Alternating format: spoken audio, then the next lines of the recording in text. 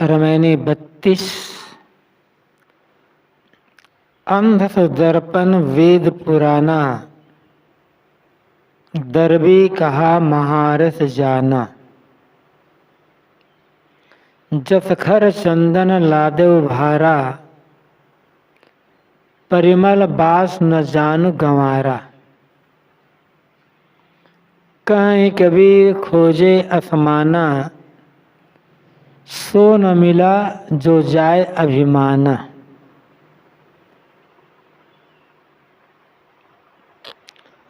अंध सो दर्पण वेद पुराना। जैसे अंधे व्यक्ति के लिए दर्पण निष्प्रयोजन है, वैसे ही विवेकहीन व्यक्ति के लिए वेद पुराण तथा धर्मशास्त्र निष्प्रयोजन है। आँख ही नहीं है तो दर्पण में देखेगा क्या? दीन्हा दर्पण हस्त में चश्मा बिना क्या देख, साहब ने कहा भी है। कहे या न कहे तो नियम है। आंखें हो तब दर्पण काम के है, और आंखें ही ना हो तो दर्पण बेकार है। ऐसे ही जिनके पास विवेक हो,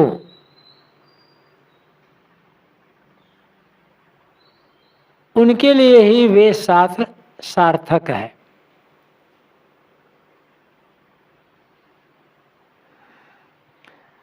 अंधा आदमी देख ही नहीं सकता, इसी प्रकार से विवेकहीन आदमी शास्त्रों से कुछ सार निकाल नहीं सकता।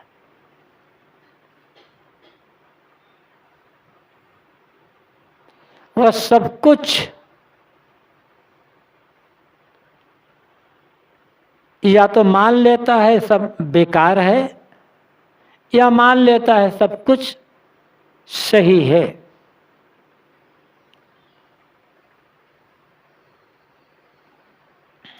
दूसरी बात साहब कहते हैं, दरबी कहा महारस जाना। इस पहली अर्धाली में जो है, इसमें अंध सो दर्पण वेद पुराना, इसमें साहब विवेकहीन आदमी जो मूढ़ है, पक्षपाती है, उसके लिए अपनी बात कहते हैं कि वह वेद शास्त्र से कुछ सार ले नहीं सकता, कितना भी समझाओ उसे वो समझने को तैयार नहीं, विवेकहीन। दूसरी अर्धाली में साहब अहंकारी व्यक्ति के लिए कहते हैं, जो भीतर से एकदम ठोस है, अहंकार से भरा हुआ, उसके लिए कहते हैं। दरबी करछुली अनेक व्यंजनों में घूमती है, क्योंकि बिना करछुल के तो कुछ बनेगा ही नहीं भोजन। करछुल पलटा, जो उसमें करछुली में पलटा जो भी है सब आ जाएगा। कोई भी बनाना है तो चलाने के लिए, करने के लिए तो करछुली पलटा चाहिए। लेकिन करछुली हर प्रकार के व्यंजन में घूमती है, किंतु ठोस होने के कारण किसी भी व्यंजन का स्वाद नहीं जानती है, स्वाद उसमें प्रवेश करता ही नहीं है। इसी प्रकार से जो अहंकारी आदमी है, वह कहीं से भी सार ग्रहण नहीं कर सकता, किसी का स्वाद ले नहीं सकता है। सत्संग में आएगा तो भी नहीं समझ सकता, ग्रंथ पढ़ेगा तो भी समझ नहीं सकेगा, क्योंकि अहंकारी को लगता है कि मैं सब कुछ जानता हूं। तो जो सब कुछ जानने वाले का अहंकार है, तो वो सीखेगा क्या, समझेगा क्या? जब खर चंदन लादो भारा, परिमल बात न जानू गमारा। जैसे गधा चंदन का भार लादता है, किंतु चंदन की सुगंध जानता नहीं, उसका अनुभव नहीं करता। उसके लिए तो बोझा है, चाहे पत्थर लाद दो चाहे चंदन ला दो, गधा के लिए तो बोझा है, उसे ढोना है यहां से वहां तक बस। इसी प्रकार कुछ शास्त्र ज्ञानी होते हैं जो शास्त्रों का बोझा लादते हुए लादे लादे घूमते तो हैं, किंतु शास्त्र पढ़ने के बाद भी उसकी गंध अर्थात उसे सार लेकर के आचरण नहीं कर पाते, अपना सुधार नहीं कर पाते, बोझा लाद रहे हैं बस। न खान पान पर सुधार है, न बात व्यवहार पर सुधार है, न कर्माचरण पर सुधार है, केवल बोझा लादे हुए हैं, गधे के समान घूम रहे हैं। ये दो पंक्तियां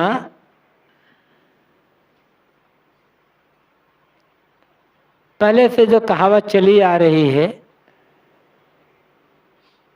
उन पंक्तियों का मतलब एक भावानुवाद है। अंध सुदर्पण वेद पुराना, यश नास्ति स्वयं प्रज्ञा शास्त्रम तत् करोति किम, लोचनाभ्याम विहीन दर्पणम किम करिष्यति। ये श्लोक पहले से चला आ रहा है। यश नास्ति स्वयं प्रज्ञा शास्त्रम तत् करोति, कि जिसके पास अपनी स्वयं की प्रज्ञा नहीं है, स्वयं की विवेकवती बुद्धि नहीं है, निर्णयवती बुद्धि नहीं है, उसके लिए शास्त्र क्या करेगा? शास्त्र बेकार है। लोचनाभ्याम विहीन दर्पणम किम करिष्यति, जिसकी आंखें ही नहीं है उसे दर्पण क्या करेगा? बाहर की आंख की बात यानी विवेक की आंख जो होती है, जिनकी विवेक की आंखें होती है, वो लोग शास्त्रों से सार ग्रहण कर पाते हैं, शास्त्रों का अर्थ समझते हैं और उसके भाव को ग्रहण करके जीवन जीते हैं। जिन्होंने मान लिया कि सब कुछ बेकार, इसलिए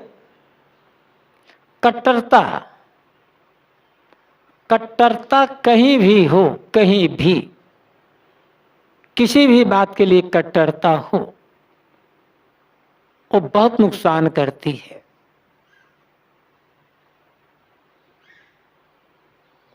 कुछ लोग मानते हैं कि वे शास्त्र आप तो पुरुषों की रचना है, सामने खाली है वहां बैठ जाओ, इधर बीच में ना बुला लोगों को।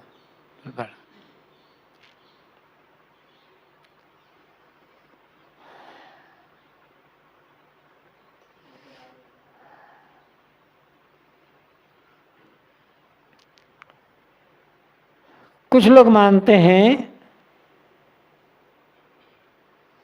कि वे शास्त्र अब तो पुरुषों ऋषि मुनियों की वाणी है या ईश्वरी वाणी है, उन पर विचार नहीं किया जा सकता है। उन्हें तो ज्यों का त्यों मान लेना है, तो वो भी एक प्रकार के अंधे हैं।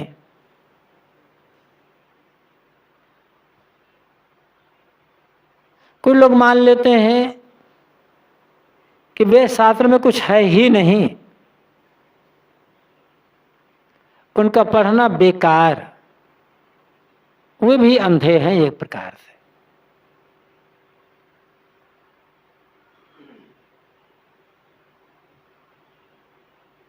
जो विवेकवान होते हैं वो कहीं से भी सार ले लेते हैं।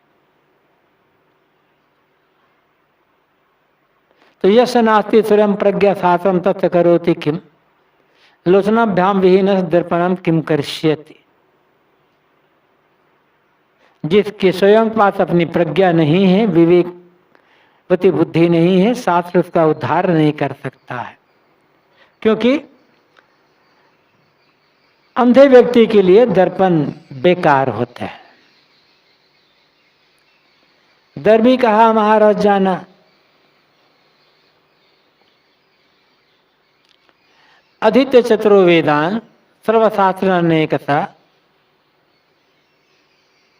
ब्रह्मत्व न जानात दर्वी पाकरसो यथा।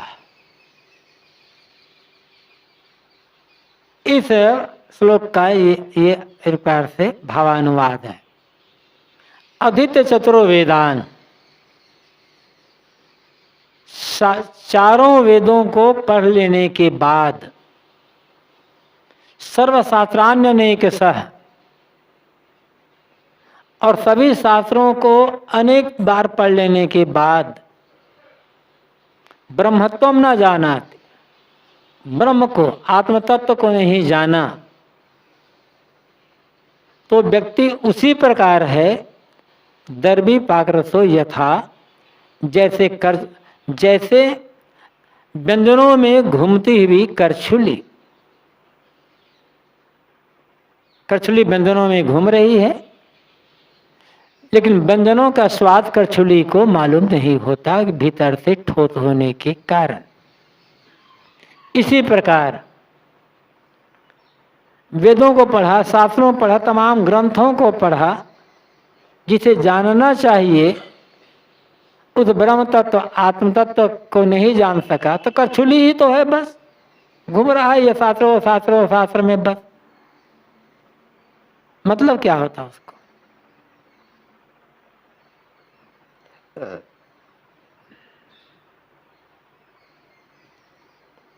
यथा खर चंदन भारवाही भारत सविता अनुत चंदनस तथे विप्रा सत्शास्त्र युक्त सद्ज्ञान ही न सर्वद बहंती। जैसे गधा चंदन का बोझा लादता है, तो केवल बोझा ही लादता है, चंदन की सुगंध नहीं जानता है। गधे को मतलब क्या है? बोझा लादना, बस यहां से वहां ढोना। ऐसे ही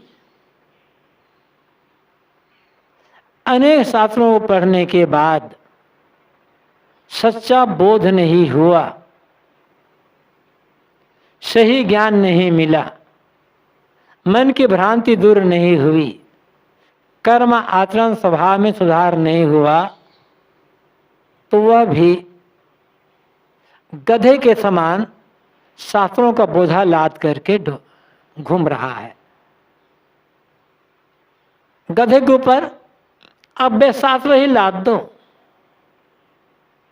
गधे को क्या मतलब है कि ये वेद है कि शास्त्र है कि ये क्या है, पत्थर है, बोझा है उसके लिए। ऐसे ही आचरणहीन ज्ञानी के लिए, चरित्रहीन ज्ञानी के लिए केवल बोझा लादना ही हुआ गधे के समान। उसे कोई मतलब नहीं होता है। कौन क्या पढ़ता है ये महत्वपूर्ण है, लेकिन पढ़ करके क्या करता है ये और ज्यादा महत्वपूर्ण है।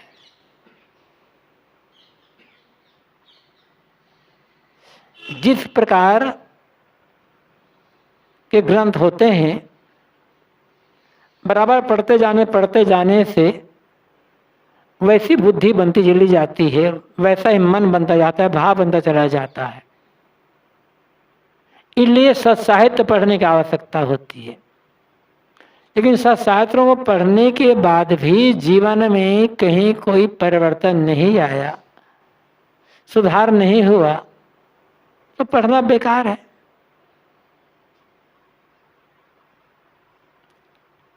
कहीं कबीर खोजे यशमाना, सो न मिला जो जाय अभिमाना। सदगुरु कबीर कहते हैं कि कुछ लोग आसमान खोजते हैं, आकाश में दौड़ रहे हैं, मतलब दृष्टि धरती पर नहीं है, दृष्टि आकाश में है। वहां स्वर्ग है, वहां देवता है, वहां भगवान का धाम है। चलते फिरते मनुष्य भगवान दिखाई नहीं पड़ते, चलते फिरते प्राणी देवी देवता जान नहीं पड़ते। धरती में कैसे रहना चाहिए? प्रेम से, समता से, एकता से। अप्रेम, समता, एकता, सेवा के व्यवहार से धरती को स्वर्ग कैसे बनाया जा सकता है, इस पर ध्यान नहीं है। मरने के बाद स्वर्ग कैसे जाएंगे, ध्यान इस पर है। उन्हीं पर व्यंग है साहब का कि लोग आकाश छान रहे हैं, लेकिन सो न मिला जो जाय अभिमाना, वह नहीं मिला, वह सच्चा बोध नहीं मिला जिससे इनका अभिमान दूर हो सके। जब तक वस्तु तथ्य का बोध नहीं होगा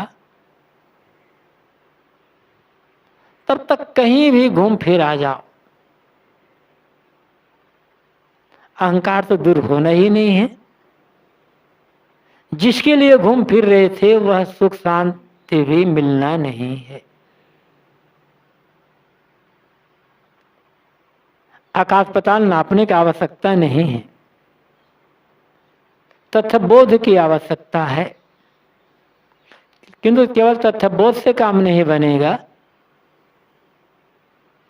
उसके अनुसार से जीवन आचरण की आवश्यकता है। थोड़ा ही जानते हैं किंतु प्रयोग करते हैं तो थोड़ा ज्ञान कल्याण में सहायक है कि वो हमारा कल्याण कर देगा। बहुत जानते हैं, आचरण नहीं करते तो बहुत जानना अहंकार का कारण बनेगा और नरक में ले जाकर के डुबा देगा। कौन कम जानता है, कौन ज्यादा जानता है, लौकिक दृष्टि से इसका महत्व हो सकता है। तो ज्यादा जानता है, लौकिक प्रतिष्ठा हो सकती है, लेकिन मन तो जलता रहेगा उसका। थोड़ा ही जानता है, लौकिक प्रतिष्ठा ना मिले, लेकिन भीतर से शांत, सुखी, आश्वस्त जीवन जिएगा। जानने का मतलब यही होता है। मन का भय खत्म, असंतोष अशांत खत्म, जीवन में स्थिरता आ जाना।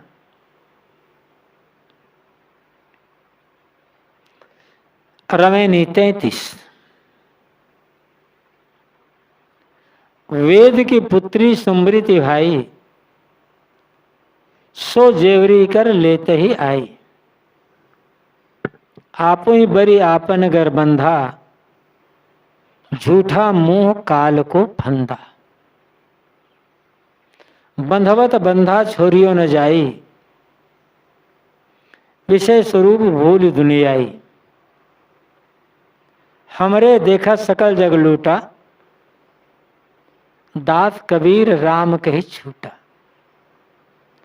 राम ही राम पुकारते, जिभ्या परिगव रोस। सुधा जल पीवे नहीं, खोद पीवन की हौस।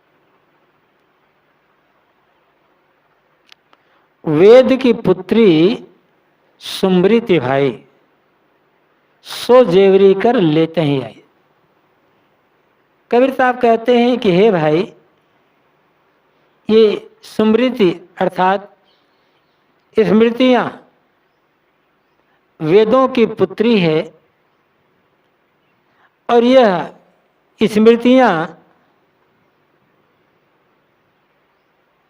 लोगों को बांधने के लिए अपने हाथों में रस्सी लेकर के आई हुई है।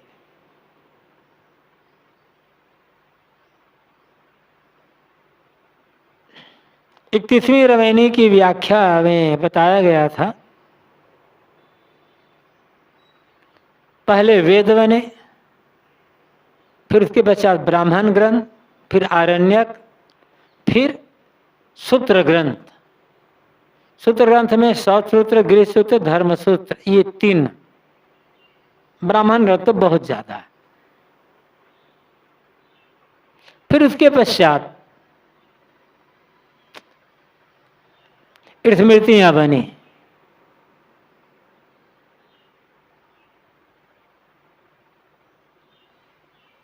और स्मृतियां अनेक है। सबसे प्रसिद्ध स्मृति मनुस्मृति, और विद्वानों का एक कथन है, मनुस्मृति ईसा से लगभग 100-200 साल पहले बनी है। मनुस्मृति का लेखक कौन है पता नहीं चलता, नाम मनु का है, लेकिन मनु ये कहा, जिसके लिए कहा जाता है कि मनुष्यों के पूर्वज जो है भावनात्मक, वो बहुत पहले हुए। और मनुस्मृति पाणिनि का जो व्याकरण है उस व्याकरण के अनुसार से है, तो मतलब पाणिनि के बाद ही बनी है ये स्मृति। इसलिए विद्वान लोग कहते हैं कि मनुस्मृति ईसा से 100 साल पहले या 200 साल पहले बनी है। लेकिन ये मनु के रचना नहीं है, लेकिन नाम जोड़ा गया है मनु का। और जितने स्मृतियां हैं सबसे ज्यादा प्रसिद्ध है। इसमें लगभग 2700 श्लोक है, 2696 ऐसे कुछ हाथ, 2700 का आसपास श्लोक है। इसके पहले भी स्मृतियां बन गई थी, मनुस्मृति से पहले भी स्मृतियां बनी थी, उसके पश्चात भी स्मृतियां बनी। और कुछ स्मृतियां तो ईसा के 1000 साल बाद तक बनती रही है। और स्मृतियां 100 से ज्यादा हो गई है।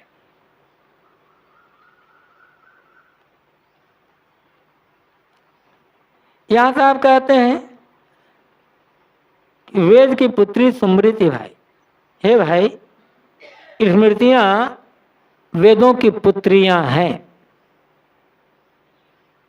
लेकिन साहब कहते हैं ये अपने हाथों में जेवरी लेकर आई है, रस्सी लेकर आई हुई है लोगों को बांधने के लिए।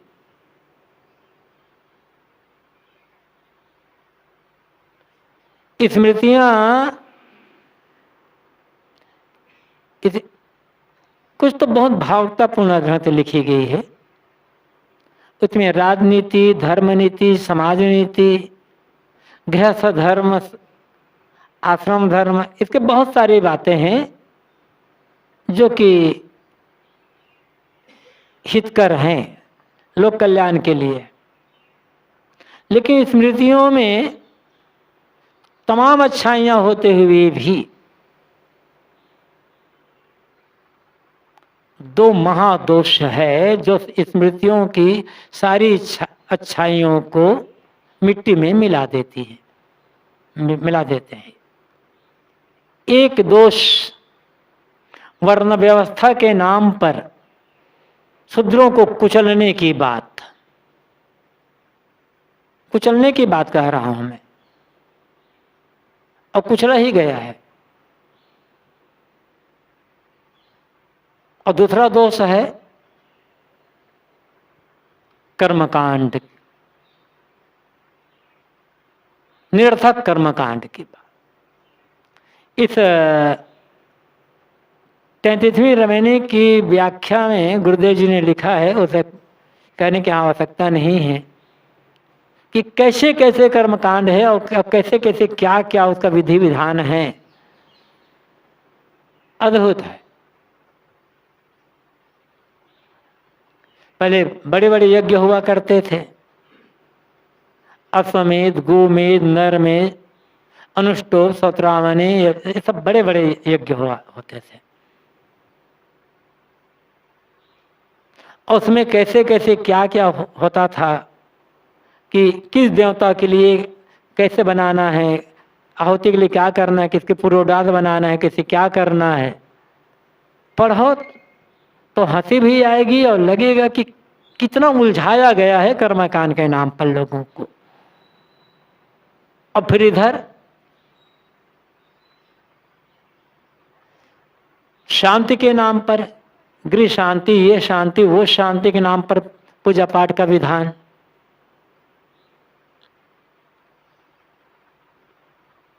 अद्भुत, उत्पात, निमित्त, ये 3 दोष हैं, इसके लिए तमाम वो है। तो जो कर्मकांड के है वो तो है ही, लेकिन समाज के एक बहुत बड़े अंग को शूद्र मान करके उनके साथ जो पशु से भी बदतर व्यवहार किया गया है, उसमें कारण ये स्मृतियां ही हैं। कुछ लोग कहते हैं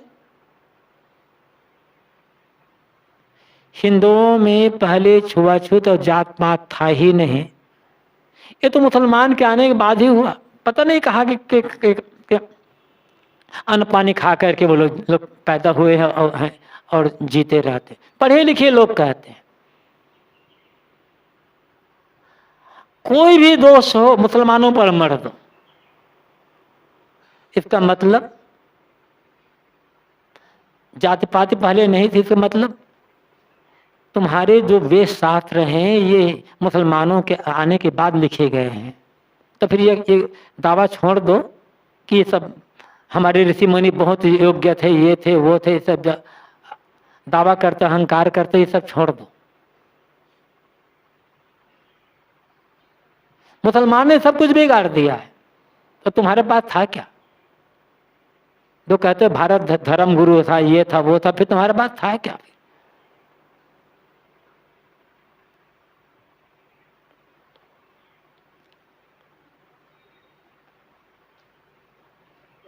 तो ये बाहर बैठ जाए,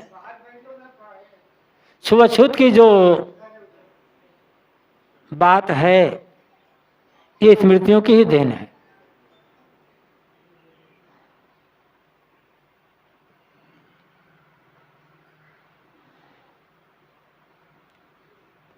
और कह दिया गया है न शूद्राय मतिम दद्यात्, शूद्रों को विद्या नहीं पढ़ाना चाहिए। क्यों? पढ़ लेंगे तो इनकी सारी पोल पट्टी जान लेंगे कि हमारे साथ कैसे कैसे षड्यंत्र किया गया है। और आज शूद्र कहलाने वाले लोग भी पढ़ रहे हैं, तो पता चल रहा है उन लोगों को कि कैसे कैसे षड्यंत्र किया गया और कैसे कैसे हमें दबाया गया है। इसलिए साहब को कहना पड़ता है कि स्मृतियां लोगों को बांधने के लिए रस्सी लेकर के आई हुई है। अब ये की नहीं है, अनेक शूद्र नया कपड़ा नहीं पहन सकता, नया जूता नहीं पहन सकता, नई चप्पल नहीं पहन सकता, सही रास्ते में चल नहीं सकता, उत्तम भोजन कर नहीं सकता।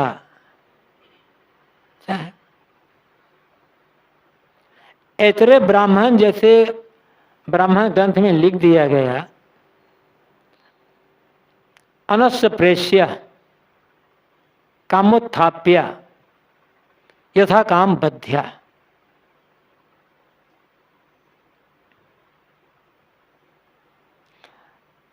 शूद्र कौन?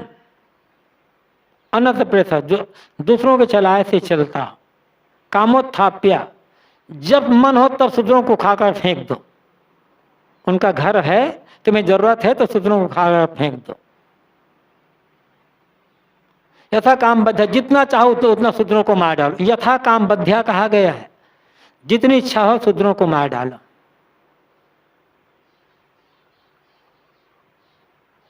ये भी शायद मुसलमानों ने ही लिखा होगा।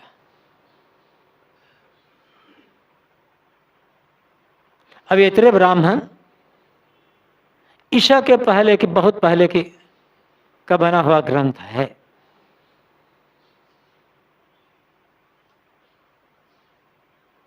तो एक और तो शूद्रों को दबाने के लिए, पता नहीं शूद्रों को कुचलने के लिए उनके साथ पता नहीं कैसे कैसे बातें लिखी गई उनके लिए, घोर अन्यायपूर्ण। और दूसरी ओर ब्राह्मणों के लिए कह दिया गया, चाहे जैसा हो पूजनीय है। शपंतम घनंतम परसम वदंतम, ब्राह्मण शाप देता हो। शपंतम घनंतम, मारता हो,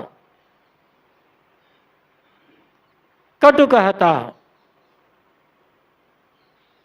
ऐसे ब्राह्मण का भी जो विधि विधान से पूजा नहीं करता वह पापी है, दंडनीय है और मार डालने योग्य है। वह मेरा नहीं हो सकता। विष्णु पुराण में विष्णु ने ये कहा है। अब विष्णु ने कहा है या नहीं कहा है, लेकिन ये विष्णु पुराण का श्लोक का अंश है। क्या कोई विष्णु ऐसा कहेगा? ब्राह्मण गाली देता हो तो पूजो, श्राप देता है तो पूजो, और तुम्हें मार रहा तो भी पूजो। यदि तुम नहीं पूजते हो ऐसे ब्राह्मण को भी तो तुम हत्या करने लायक हो। ये है न्याय। अब न्याय कहोगे फिर अन्याय किसे कहोगे? इसलिए साहब ने यहां कहा कि वेद की पुत्री सुमृत भाई सो जेवरी कर लेता ही जाए। हे भाई, स्मृतियां वेदों की पुत्री है और अपने हाथों में कर्मकांड की और छुआछूत आदि की जात पात की रस्सियां लेकर के आई है। आपो ही बरी आपन घर बंधा, झूठा मोह काल को फंदा। ये रस्सियां कितने बने? कुछ चतुर मनुष्यों ने नाम दिया गया विष्णु का, ब्रह्मा का, मनु का, ईश्वर का, ऋषियों का, मुनियों का, लेकिन है किसका? कुछ स्वार्थी मनुष्यों की रचना, और खुद भी दूसरों को भी बांधे और खुद भी उनमें बंधे। और ऐसा जाल बुन गया है आज, न जात पात के नाम पर लोगों को छोटा बड़ा मानना छूटा और न ही कर्मकांड का जाल छूटा। शिक्षा जितनी बढ़ती जा रही है, विज्ञान का विकास जितना होता जा रहा है, नई नई टेक्नोलॉजी जितनी आती जा रही है, उतना आदमी कर्मकांड के नाम पर मूढ़ होता चला जा रहा है। नए नए कर्मकांड का विस्तार होता चला जा रहा है। किसी प्रकार से आदमी मूढ़ बन करके रहे, सोचने समझने ना पाए। कुछ चतुर लोग हमेशा इसके लिए तैयार रहे, पहले भी रहे हैं। अब आज कुछ लोग बैठ करके सोच रहे हैं बिल्कुल बाकायदा कि कैसे आदमियों को मूढ़ बनाया जाए।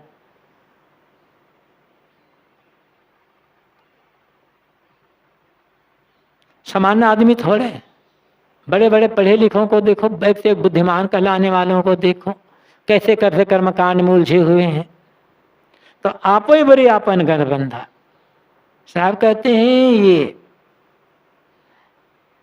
प्रसियां आदमी स्वयं बढ़ता है और स्वयं अपने गले में बांध लेता है।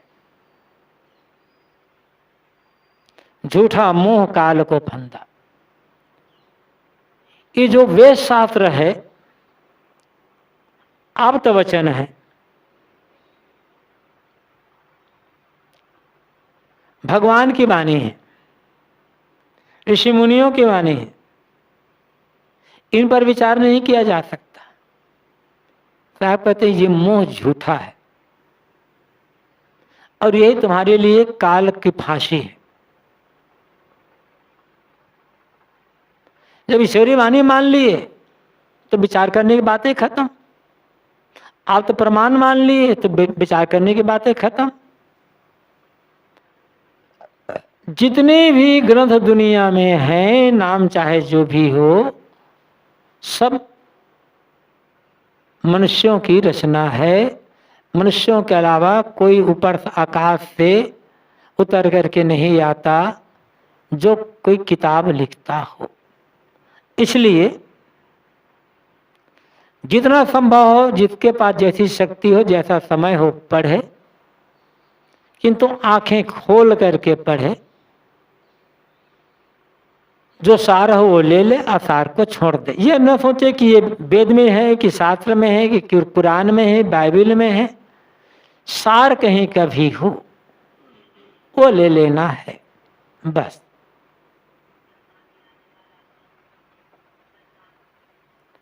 बंधवत बंधा छोरियो न जाई, विषय स्वरूप भूरी दुनियाई। बांधते बांधते लोगों ने अपने को बांध तो लिया, किंतु अब छुड़ाना मुश्किल हो रहा है। सब तरफ की बात वही है।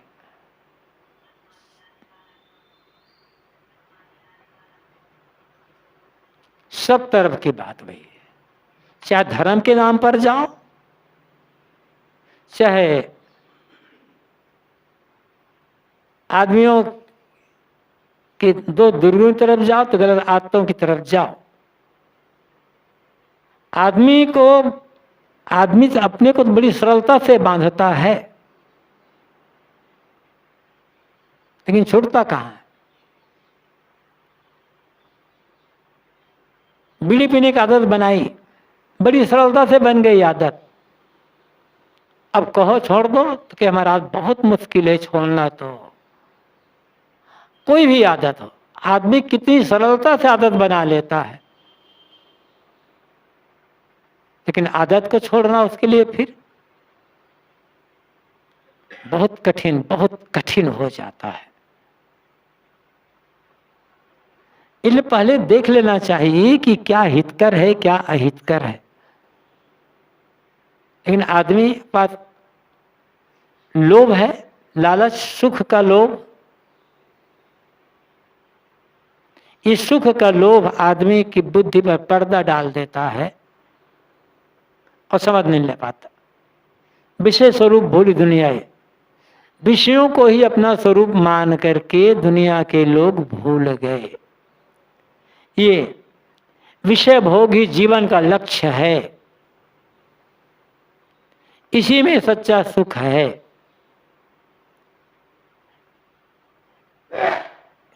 दुनिया के लोग इसी भूल भुलैया में पड़ गए और फिर बांध लिए अपने को।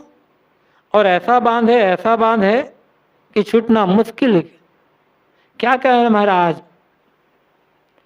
फंस गए जंजाल में। अब निकलना अब चाहते हैं लेकिन बहुत कठिन है, निकल नहीं पाते। हर आदमी का अनुभव यही है। छोटे दोस्त हो, बड़े दोस्त हो, हर जगह की बात यही है। और जिन्होंने विषयों को ही जीवन का लक्ष्य मान लिया, उनका तो छूटना और मुश्किल, क्योंकि लक्ष्य ही वही है। तो लक्ष्य का त्याग कैसे करेंगे? कितनी कठिनाई सहन करना पड़े, छोड़ नहीं पाएंगे। हमरे देखा सकल जग लूटा, इस साहब कहते हैं इस प्रकार से मैं देखता हूं। तो मेरे देखते देखते कुछ लोग धर्म के नाम पर लूटे जा रहे हैं और कुछ लोग मोह माया के नाम पर लूटे जा रहे हैं। लूट रहे हैं सब। कुछ लोग धर्म के नाम पर बेवकूफ बन रहे हैं, कुछ लोग मोह माया राग रंग के कारण से बेवकूफ बन रहे हैं। सबका जो आत्मधन है लूटा जा रहा है, आत्मविवेक लूटा जा रहा है, आत्मशांति लूटी चली जा रही है। भीतर से सब खाली खाली खाली, निस्तेज, दुखी, पीड़ित,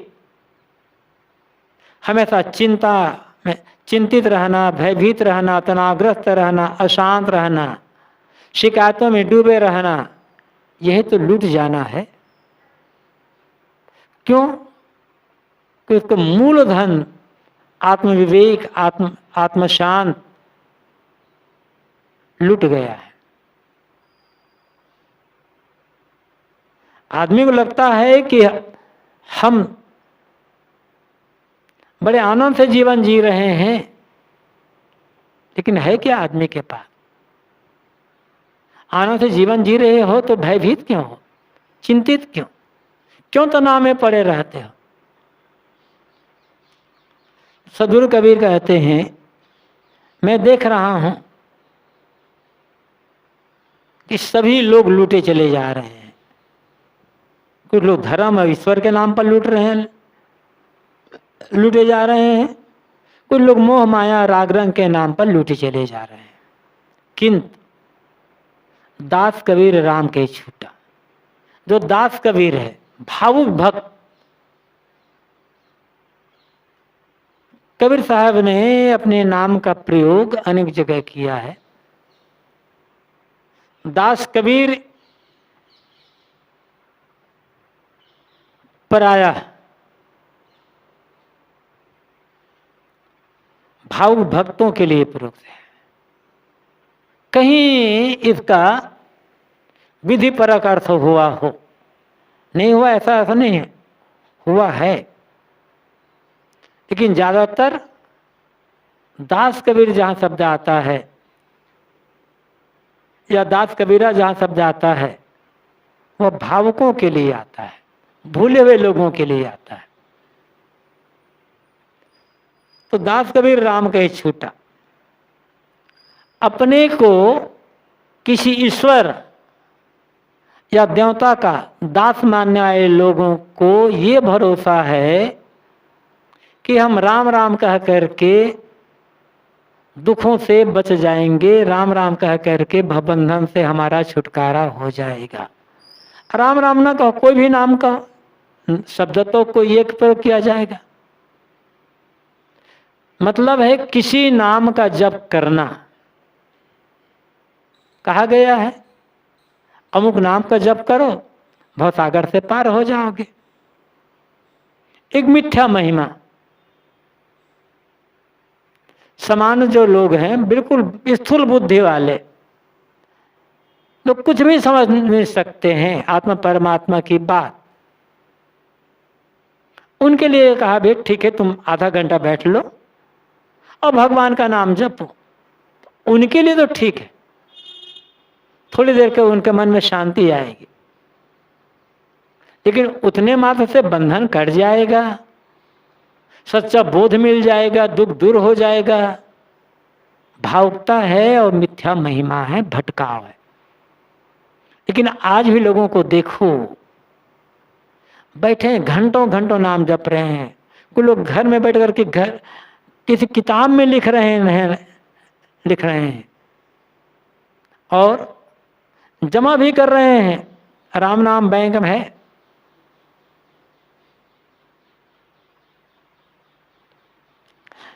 एक भजन गाते हैं लोग गुजराती में, इधर वाले लोग कम गाते हैं, गुजराती में ज्यादातर लोग प्राय गाते हैं। जियो राम खातो खोलाओ राम नाम बैंक में। राम नाम बैंक में अपना अपना खाता खोला लो, बस मरने के पश्चात वो काम आ जाएगा। तो साहब कहते हैं, दास कबीर राम के छूटा। अनेक लोगों को ये आशा है कि अमुक नाम का जप करने से हमारा भव बंधन कट जाएगा और हम भवसागर समय मुक्ति मिल जाएगी। अब साहब व्यंग करते हैं, राम है राम पुकारते जिभ्या परिगौरव। राम राम पुकारते पुकारते इनके जिभ्या में घट्टे पड़ गए। कोई भी नाम पुकारते, सुधा जल पीवे नहीं खोद पीवन की हो। सामने पानी भरा हुआ है, स्वच्छ पानी ताजा, उसे पी करके प्यास बुझाना नहीं चाहते हैं। कहते नहीं, हम तो कुआं खोदेंगे और कुआं खोद करके तब पानी पिएंगे। इन्हें तो कुआं खोद कर पानी पीने की आशा है, सामने पात्र में या जलाशय में भरे हुए ताजे पानी से इन्हें मतलब नहीं है। जिस राम को पुकार रहे हो वो तो हृदय में विराजमान है, प्रत्येक घट में विराजमान है। चलते फिरते बाहर देखोगे तो चलते फिरते मनुष्य हैं, प्राणी हैं, उस रूप में राम मिले हुए हैं। भीतर देखोगे तो हृदय में विराजमान है। इन पर विश्वास नहीं है, हृदय निवासी पर विश्वास नहीं। आकाश में कोई है उस पर विश्वास है, उसको पुकारना है। साहब कहते हैं, पुकारते पुकारते तुम्हारी जीभ में घट्टे पड़ जाएंगे, लेकिन तुम्हारी पुकार कोई सुनने वाला है नहीं। पुकारना छोड़ो और सत्य को समझो, तथ्य को समझो। पुकारने की चीज नहीं है, समझने की चीज है। कबीर साहब के अनुसार राम भजन क्या है और भवबंधन क्या है? साहब ने इसी बीजक के 40वें शब्द में जो कहा है अंतिम में, साची प्रीति विषय माया सो हरि भक्तन की फांसी। विषय माया से जो सच्ची प्रीति है यही हरि भक्तों की फांसी है। एक वो राम राम मुंह से राम राम जप रहे हो और भीतर हृदय से विषय वासना से प्रेम कर रहे हो। तुम्हारे लिए गले की फांसी यही है। कबीर साहब के अनुसार ये विषय माया का जो प्रेम है, इसका त्याग कर देना, इसको छोड़ देना, यही राम का भजन करना है। वो पुकारने से नहीं होगा, विवेक से होगा, विचार से होगा, संयम से होगा। तो आत्मसंयम तो कर लो, सीधे राम मिलाया है और वो तो हृदय में बसा हुआ है, पुकारने की जरूरत क्या है? तो व्यंग है साहब का कि सामने पात्र में भरा पानी नहीं पीना है, इनको कुआं खोद करके पानी पीना है। हृदय निवासी राम को नहीं समझना है, आकाश में बैठे हुए राम को या पुकार करने, जब वो मिलेगा तब तृप्ति मिलेगी। ये केवल दुराशा है। इसलिए साहब कहते हैं तत्व को समझो। इस 33वीं रमैनी का भाव यही है कि वे शास्त्र ईश्वरी वाणी है और ये जात पात की जो बात है ये तो भगवान की बनाई हुई बात है, आदमी थोड़े बनाए हैं। ये जो वर्ण व्यवस्था है, ब्राह्मण क्षत्रिय वैश्य शूद्र, ये 4 वर्ण है, ये तो भगवान की व्यवस्था है, आदमी की व्यवस्था थोड़ा है। और